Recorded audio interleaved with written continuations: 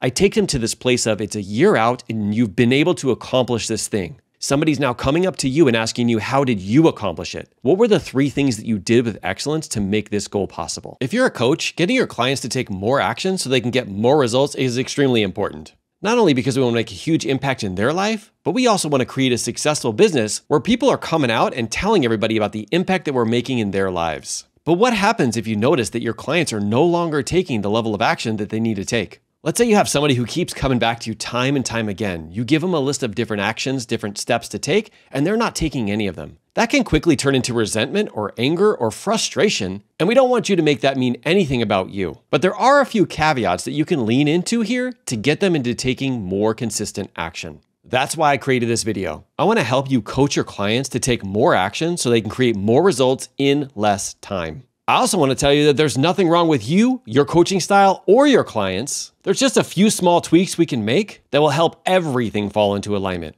If you're ready to learn those with me, let's go.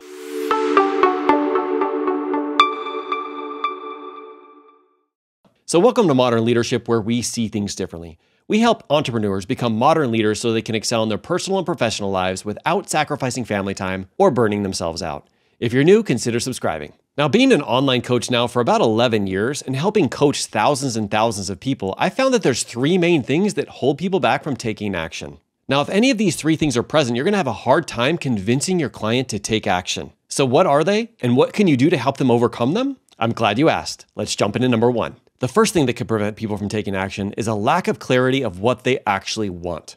If they haven't defined what they specifically want in that area of their life, it's going to be hard to get themselves to take action for it. So when they aren't clear, or it's not in alignment with their values, they will talk themselves out of doing it every single time.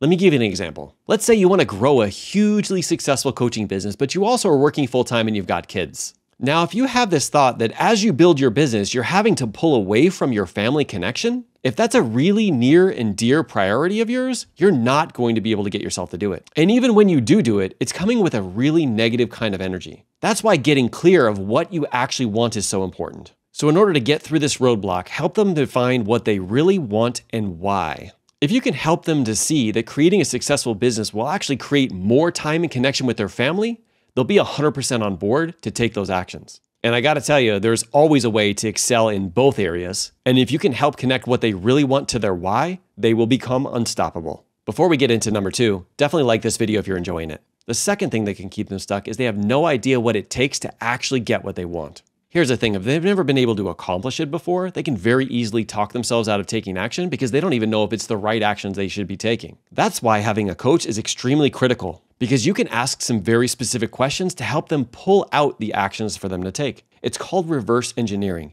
You begin with the end in mind. Now, I don't want you to think that you as a coach has to have had those same results yourself, because you don't.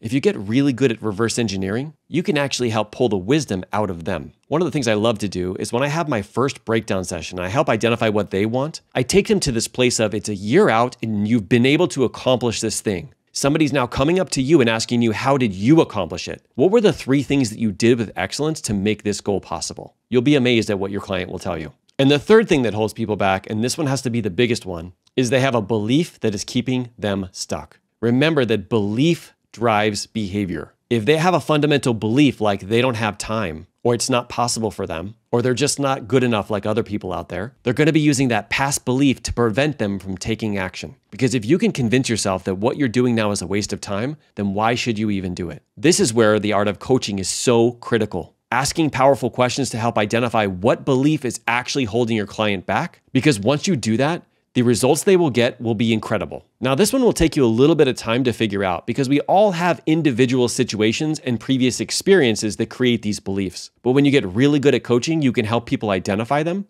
and you'll be amazed at how quickly they start getting results. So you might get to this point and you might be wondering what some of these beliefs are that could be holding your clients back. Don't worry, I got you covered. Check out this next video where I talk about constantly thinking you need to do more to achieve more is actually holding you back. Don't forget to subscribe and keep leading from the front, leaders. Bye.